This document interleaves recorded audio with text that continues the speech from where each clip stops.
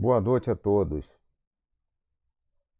Gostaria de cumprimentar toda a diretoria, coordenadores e trabalhadores do GEIC.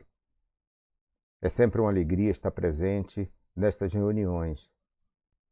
Quero também pedir a permissão dos mentores espirituais para que tenhamos uma excelente reunião essa noite, reflexionando sobre o tema que foi selecionado. Nós vamos comentar hoje sobre a importância da doutrina espírita na evolução da consciência de cada um de nós. Nos últimos 50 anos, a partir da década de 1970, nós temos percebido muito a preocupação de muitos tentarem fazer uma conexão mais voltada para o divino, mais voltada para a espiritualidade. Essa conexão, ela é fundamental para se conseguir elevar níveis de consciência. E é essa busca que tem sido o coração do desenvolvimento da cultura espiritual em nosso planeta. Notadamente, aqui no Brasil, onde nós estamos situados, através dos estudos que têm sido realizados, principalmente orientados pelos trabalhos nos centros espíritas espalhados por todo o Brasil. Mas antes disso, vamos fazer uma retrospectiva da evolução do ser humano, considerando todos esses aspectos de conexão com o lado espiritual. Isso me faz lembrar, e eu evoco aqui, uma história contada por Platão no seu livro A República, e cujo personagem principal chama-se Sócrates, o filósofo. Sócrates, em um diálogo, ele conversando com um discípulo, ele cria a seguinte situação. Olha, Glauco, imaginemos que todos nós estamos vivendo em uma sala, em uma caverna. Nós estamos na última sala. Nessa sala, todos estão ali vivendo a sua vida de uma forma natural. Entretanto, aquelas paisagens que nós vemos, que nos transformam a realidade, que nos ensinam a realidade em que vivemos, supondo então que uma dessas pessoas que está ali naquela sala, ela resolve fazer uma experiência. Ela começa a perceber de que aquela vida que está normalizada para todos, ela pode ter um outro desdobramento. Então ele, através de determinados sacrifícios, ele consegue então escalar a sala dessa caverna e ao conseguir, através de sacrifícios dolorosos, ao conseguir alcançar o topo desse muro, ele percebe então que existe uma outra sala. Essa sala, ela está iluminada através de uma grande fogueira. E essa fogueira, ela cria sombras sobre determinados objetos que são projetadas na sala que nós estamos vivendo. Portanto, consideremos que aquilo que nós utilizamos como realidade trata-se de projeções de sombras e nós consideramos isso como uma realidade. Ainda, esse mesmo personagem, ao ultrapassar essa segunda sala e ver tudo aquilo que está acontecendo, ele continua a sua busca através do desenvolvimento do conhecimento e da sabedoria. Ainda com muito sacrifício, ele consegue então encontrar a primeira sala desta caverna. E nessa sala, ele vislumbra um novo mundo. Ele vislumbra um grande sol que ilumina e com isso ele enxerga uma saída. Essa saída, ela é a vida real, diferente daquela vivida naquela sala onde todos nós estamos. Ora, ao perceber isso, ele então pensa, ora, depois de alcançar toda essa informação, todo esse conhecimento, não seria justo que eu ficasse com esse conhecimento só para mim. por que não retornar para mostrar para todos que existe um mundo novo, que existe uma vida mais real do que aquela que nós vivemos, projetada através de sombras. Naturalmente ele para e pensa, ora, se eu retornar, eu vou de encontro a tudo aquilo que o pessoal pensa, a tudo aquilo que o pessoal se comporta. E certamente eu vou ser considerado um louco por estar imaginando que existe uma outra vida diferente daquela vida que todos estão acostumados. E é isso que Sócrates quer nos mostrar. Ele quer nos mostrar que existe um novo horizonte, que existe vida além da vida, que existe todo um conhecimento que pode ser alcançado por aqueles que quiserem executar esse sacrifício, buscar esse conhecimento através de disciplina, através de estudos. Portanto, esse é o ponto fundamental para que nós possamos evoluir em um estágio de consciência. Quando nós nos situamos em uma condição igual e que não questionamos e que não buscamos novos conhecimentos, nós ficamos cristalizados naquilo que é projetado para a nossa vida. A consciência advém exatamente da busca incessante, da disciplina, da pesquisa, para se alcançar novos graus, novos estágios. Na antiga Grécia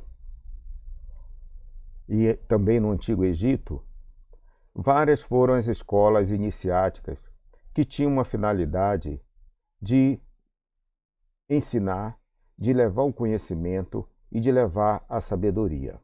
As escolas iniciáticas eram uma referência destinada ao desenvolvimento de crianças que portavam em seus registros uma bagagem de conhecimento adquirido não só no planeta Terra, como também em outras esferas dimensionais. Essas escolas iniciáticas tinham como princípio passar a essas crianças novos conhecimentos e orientações. Esses estudos eram transmitidos por mestres de grande sabedoria que as iniciavam e as preparavam para se tornarem futuros mestres instrutores. Os conhecimentos que elas recebiam eram vedados aos homens comuns. Somente os iniciados podiam discutir sobre esses ensinamentos, cujo objetivo era continuar elevando o nível consciencial de todos. A disciplina era muito rigorosa, uma vez que era preciso manter as crianças em constante observação.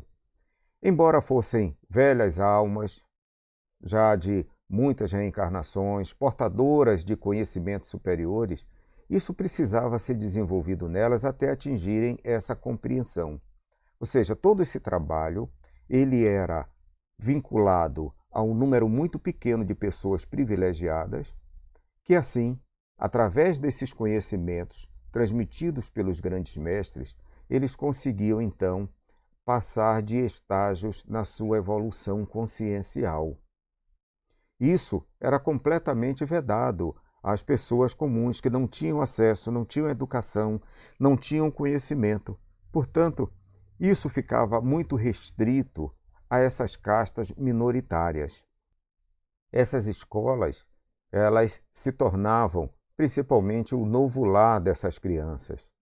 Isso até o momento em que elas estivessem devidamente preparadas para assumir posições de relevância pela sabedoria que possuíam adquirido nesse trajeto, nessa jornada. E essas crianças, quando atingiam uma idade entre 11 e 14 anos, assumiam a responsabilidade pelos conhecimentos para novas crianças que estavam ingressando nessas escolas, entretanto, sob a orientação dos mestres que assessoravam e acompanhavam todo esse trabalho de adaptação dessas novas crianças e todo o trabalho de ensinamento que essas crianças agora, com um conhecimento razoável, poderia transmitir para estas novas crianças que estavam iniciando nessa trajetória. naturalmente que existia um forte rigor, uma forte disciplina, porque era esperado essa responsabilidade fosse sempre crescente através de um amadurecimento do conhecimento para se alcançar a sabedoria ao longo dos anos em que esses alunos se dedicavam à busca da sabedoria. A existência dessas escolas iniciáticas, elas demonstram a preocupação na manutenção do conhecimento, embora restrito a um grupo muito pequeno, a um grupo que vai mantendo esse conhecimento e vai também retransmitindo a outros grupos menores. Naturalmente que toda a população, a grande maioria da população, ela está alijada desse processo. E isso é o que se apresenta, né, ao longo do tempo. Pessoas que não conseguem ter o conhecimento, que não conseguem evoluir nos seus estágios conscienciais. Isso ainda limitado a um número relativamente pequeno de pessoas. E nesse caminhar, nessa jornada da humanidade, muitos se detêm aprisionados ainda pelos interesses que são gerados pela ilusão do mais ter do que ser. São robôs completamente guiados pelas suas próprias emoções, pelos seus instintos, assim como falava Sócrates. São pessoas que estão sem um rumo definido, sem os objetivos que possam conduzi-los a um lugar ou alguma situação de relevância, de crescimento, de busca da sabedoria. Então, normalmente estão todos confusos, embora nem percebam, como já dizia Sócrates lá, né? Todos estão ali dentro daquela sala da caverna, mas ninguém percebe que está vivendo aquela vida de ilusão. Então vão levando a vida como se marionetes fossem, guiados ainda pelos interesses e forças que não levam ao crescimento de qualquer criatura, que é o crescimento, que é a busca pelo ter e não pelo ser. Algumas dessas escolas iniciáticas, elas ainda permanecem até hoje, ainda como grupos ocultistas, sabedoria hermética, em que poucos são agraciados com esse conhecimento que pode levar a uma conexão com o divino.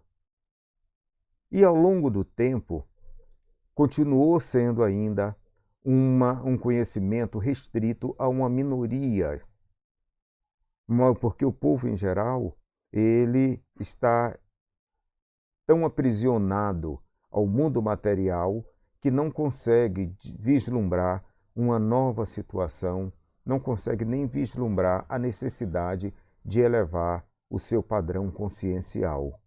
Após a vinda do grande mestre divino, há cerca de 2000 anos, essa foi a grande luz que pôde iluminar a humanidade.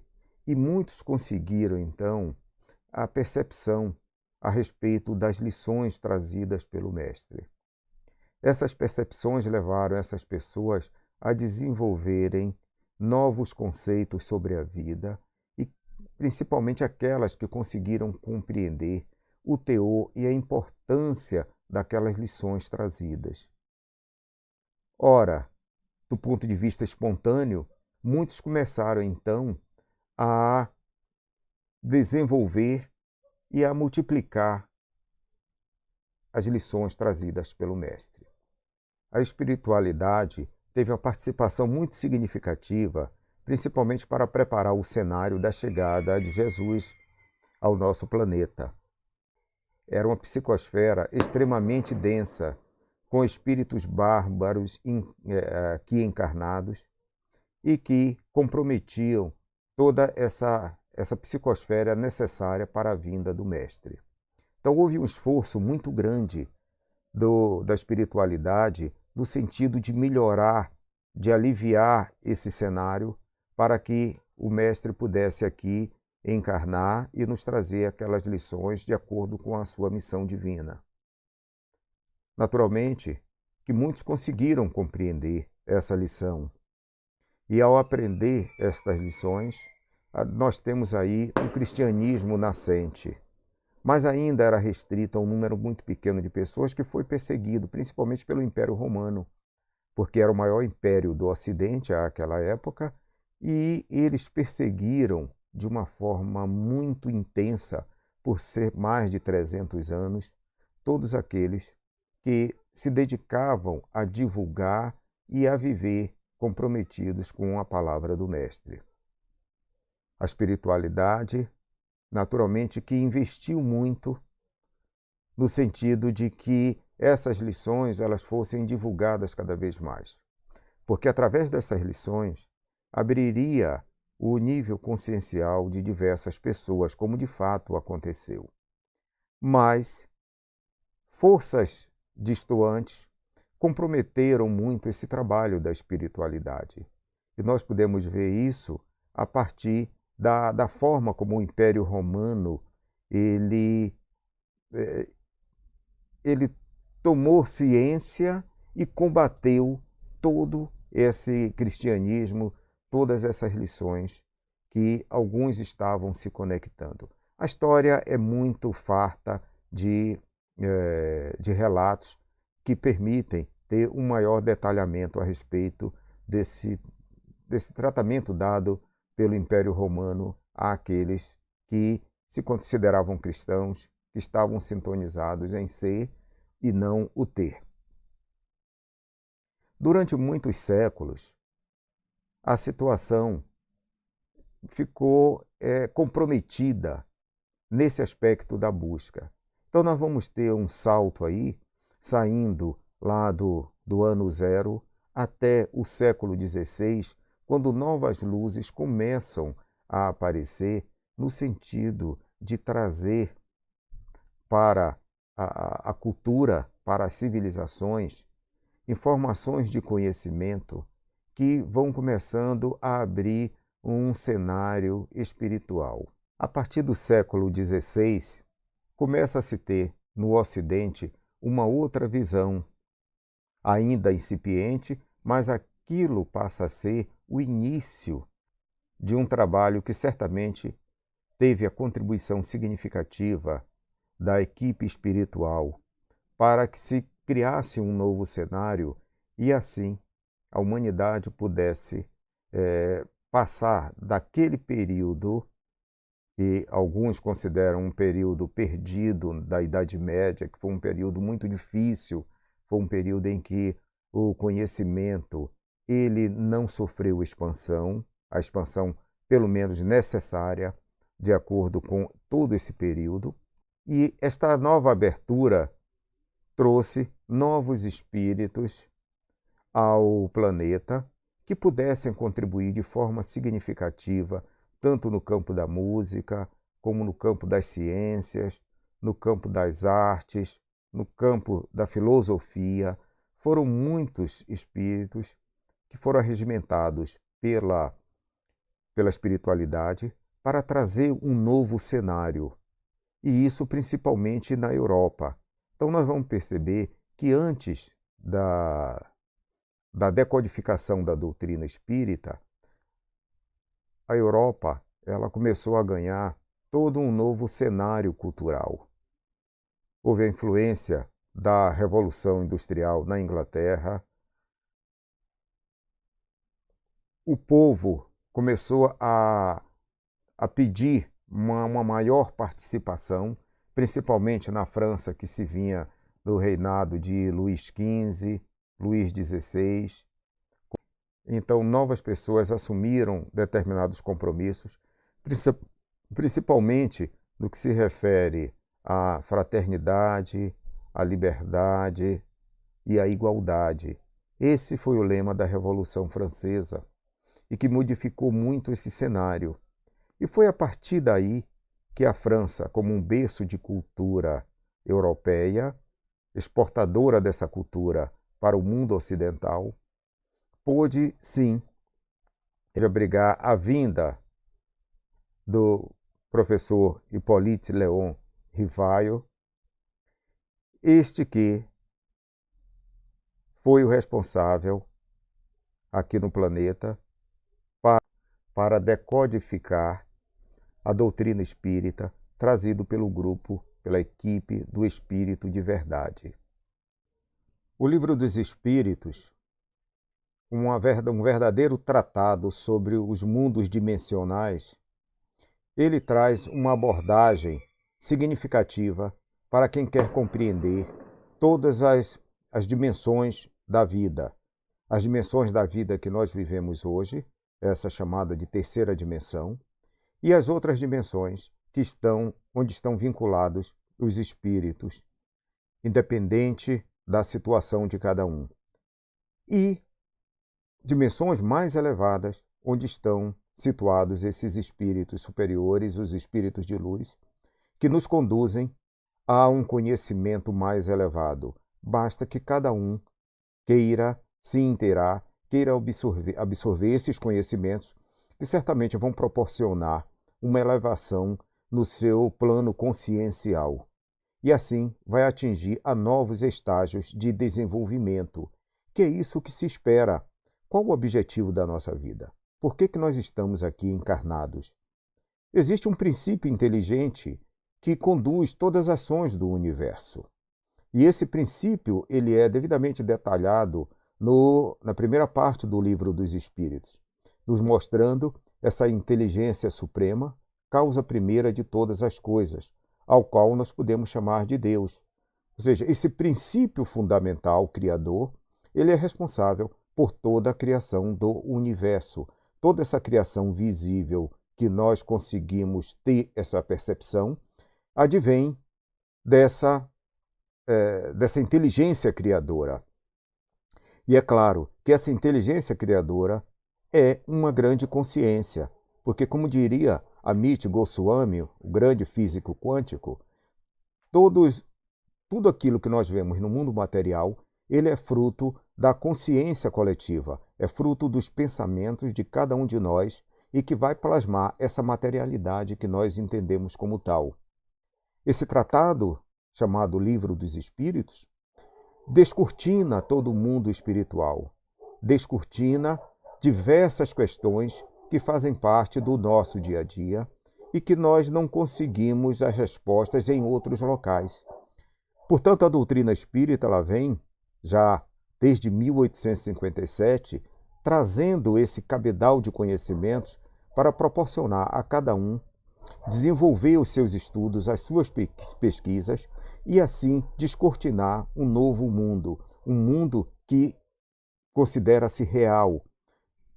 Como falamos anteriormente, quando Sócrates nos relatava sobre isso, dizendo que nós vivemos ainda em um mundo ilusório, em um mundo de sombras, e que a vida real ela está num plano muito mais elevado. E esse plano mais elevado, hoje, está muito mais acessível através do conhecimento trazido pela doutrina espírita. Portanto, é uma ferramenta de grande importância para que cada um possa pesquisar e sintonizar essa verdade divina, essa verdade que nos é revelada dentro de certos limites, é claro, em função do próprio estágio em que nos encontramos ainda. É um estágio ainda relativamente baixo para atingir novos conhecimentos, mas é uma porta de entrada para a abertura da consciência, para que nós possamos, enfim, sair desse mundo material para um conhecimento mental e, de preferência, para o mental superior, quando nós podemos atingir a intuição, a qual é atingida pelos grandes iogues no mundo oriental. Esta é uma lição que nos permite, então, ter a ferramenta necessária para que cada um possa desenvolver a sua evolução. E a evolução ela só é conseguida através do conhecimento. Enquanto nós vivermos de uma forma automatizada, vivendo um mundo ilusório, nós não vamos conseguir alcançar um outro estágio de desenvolvimento espiritual consciencial. Todos nós somos consciências aqui encarnadas no planeta, com a finalidade de criar as suas missões, os seus conhecimentos, somar os conhecimentos advindos de reencarnações anteriores e poder, assim, alcançar um mundo de um novo patamar de evolução. Nós estamos em um momento de transição do planeta. Quando nós vamos sair desse planeta de provas e expiações para um planeta de regeneração. Para sair para um planeta de regeneração, nós precisamos, sim, acordar para um novo plano consciencial. Se nós continuarmos ainda presos à materialidade, nós não vamos conseguir dar esse salto quântico que nós necessitamos, porque um planeta, em um processo de evolução, em uma transição planetária, necessita que a maioria dos seus habitantes desenvolvam novas percepções, desenvolvam um novo caráter de vida, desenvolvam uma maior sintonia com dimensões superiores. Por quê? Se estamos num mundo de provas e expiações, o qual se caracteriza ainda pela predominância das atitudes não positivas, o mundo de regeneração exige que a maioria tenha, então, um comportamento mais positivo. Para isso, a terceira parte do Livro dos Espíritos, ela nos traz, assim, uma orientação muito significativa quando comenta sobre as leis naturais. Então, são aquelas leis naturais, do ponto de vista moral, ao qual nós necessitamos nos enquadrar. Quando nós, aqui, renascemos no planeta, nós não recebemos essas informações. E isso depende de cada um buscar, através do nível de consciência que ele já traz nesse processo de reencarne, essas novas soluções de vida, essa nova busca, essa ampliação de conhecimento. E isso depende de cada um, ainda de acordo com aquele conhecimento pretérito que ele já dispõe. E esse conhecimento, ele é somado. Se nós continuarmos ainda em um processo de vida automático, nós não vamos conseguir alcançar aquilo que é pretendido pela modificação do nosso padrão vibratório no planeta. E é isso que nós temos que conceber como uma forma de evolução da consciência, à medida que nós tomamos novas determinações, à medida que nós podemos participar de um novo caminho e contribuir para a evolução desse nosso planeta a um mundo de regeneração. Porque nós continuaremos ainda nesse planeta, mas precisamos mudar a psicosfera. Se essa psicosfera ela não é alterada, nós não saímos então desse estágio de provas e expiações para a regeneração. Depende então de cada um de nós desenvolver o seu progresso individual, porque quando há o progresso individual, todos se preocupam com o progresso individual, isso vai atingir o coletivo. Todos nós estaremos então engajados dentro de um novo mundo, dentro de uma nova concepção de vida, e todos têm a ganhar com isso. A busca da evolução individual, ela é fundamental dentro do plano de vida de cada um de nós. E é essa contribuição que a doutrina espírita nos fornece ao apresentar diversos instrumentos que são fundamentais para o nosso crescimento. A absorção desse conhecimento é o elemento transformador de cada um de nós. Nós temos a oportunidade de estarmos convivendo com esse conhecimento trazido em 1857.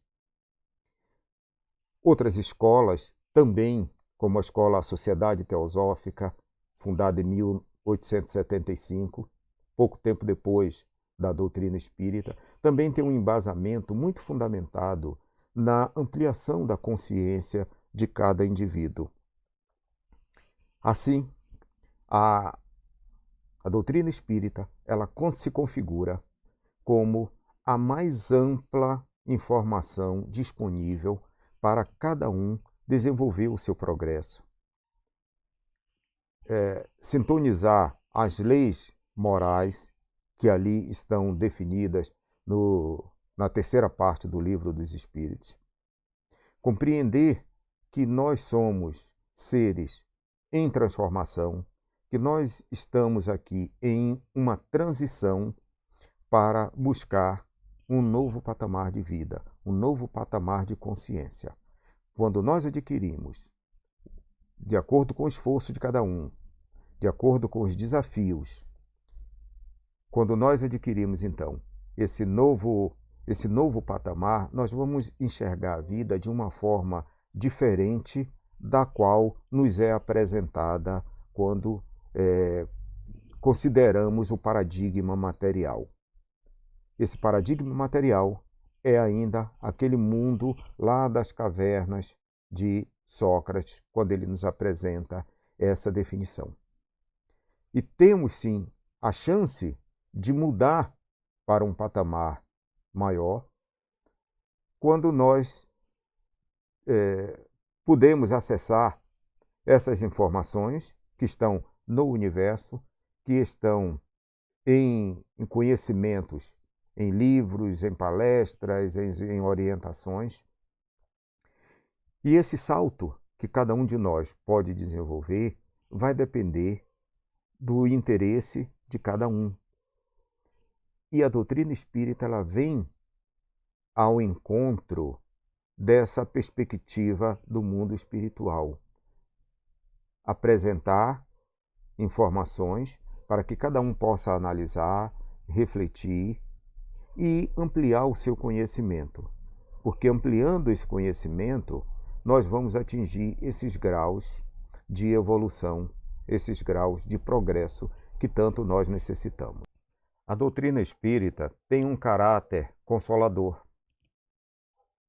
E o espiritismo, ele mostra isso de uma forma muito clara quando ele privilegia a instrução do evangelho trazido pelo Divino Mestre Jesus. Esse evangelho ainda não está compreendido pelas pessoas. Ainda há uma certa dificuldade, mas o espiritismo, a doutrina espírita, ela tem cumprido a sua missão no sentido de divulgar para o mundo ocidental as bases principais das leis morais, das leis éticas, que representam os ensinamentos do Divino Mestre. Este é a ferramenta que traz a consolação, que traz a esperança, que traz a informação de uma vida futura, porque a morte não é o final. Embora nesse mundo material se entenda de que a morte, ela separa, ela finaliza a vida, a morte ela é um evento da vida. E a vida continua. E ao saber que essa vida continua, representa uma consolação para cada um. Representa a esperança que cada um necessita. E também incentiva para que cada um possa cumprir a sua missão e preparar-se para a missão futura. Porque as experiências, elas estão aí disponíveis para todos. A reencarnação, ela é uma das atribuições da vida. Ela é uma consolação trazida pela justiça divina. Porque não haveria justiça se todos nós tivéssemos apenas uma existência. Qual é o mérito de, das pessoas que já recebem tudo pronto. E se ela não consegue construir a sua própria vida e as oportunidades, que Deus nós nos estaríamos referindo quando Ele pune ou quando Ele premia? Não, isso depende de cada um, depende do desenvolvimento de cada um. A vida é uma vida de consequências. A lei de causa e efeito, de ação e reação.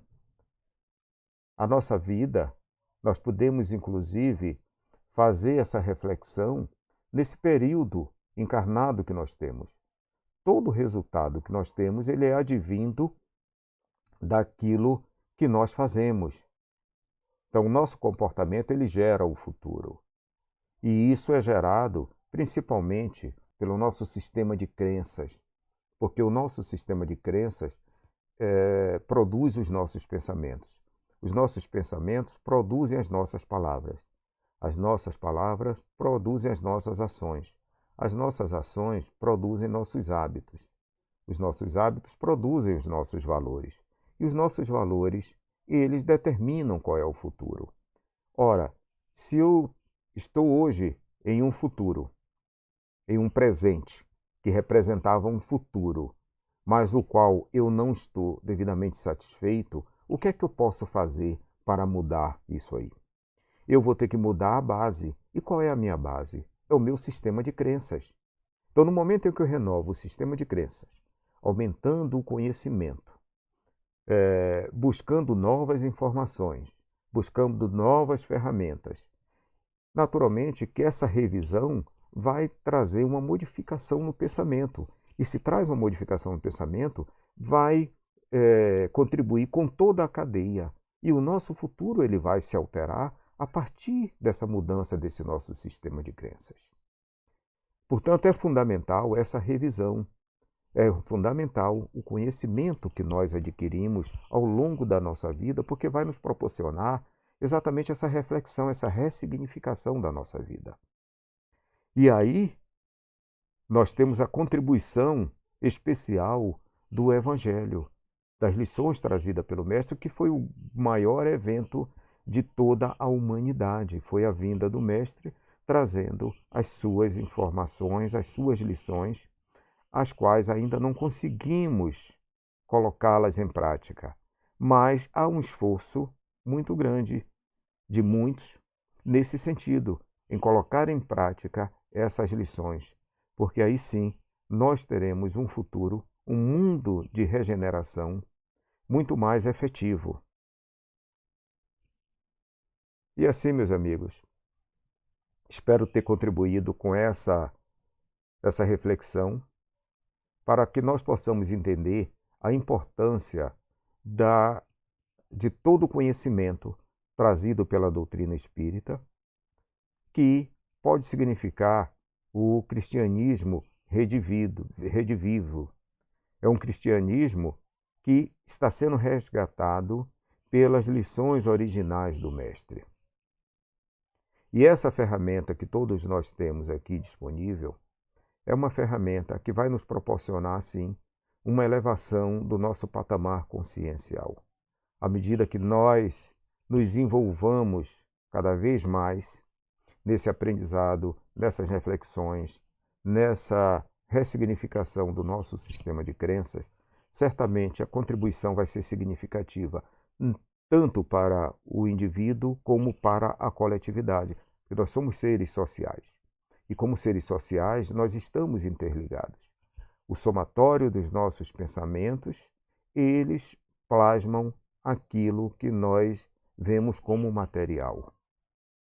E se nós melhoramos o nosso nível de consciência, certamente que nós vamos plasmar muito mais alegria, muito mais fraternidade, solidariedade e assim conduzir nossos caminhos para uma união mais fraterna entre todos, entre encarnados e entre a nossa comunicação com os desencarnados. Melhorando a psicosfera da Terra, nós vamos melhorar todo o desenvolvimento do nosso planeta. e todos vão sair ganhando com isso, com uma ressignificação da vida, com a ampliação do seu aspecto mental. Gostaria então de finalizar e agradecer a todos da diretoria do GEIC, aos coordenadores, e que a paz, a harmonia, o equilíbrio e a luz do Mestre Jesus seja o farol para iluminar o coração de cada um de nós, hoje e sempre. Muito grato a todos, até a próxima.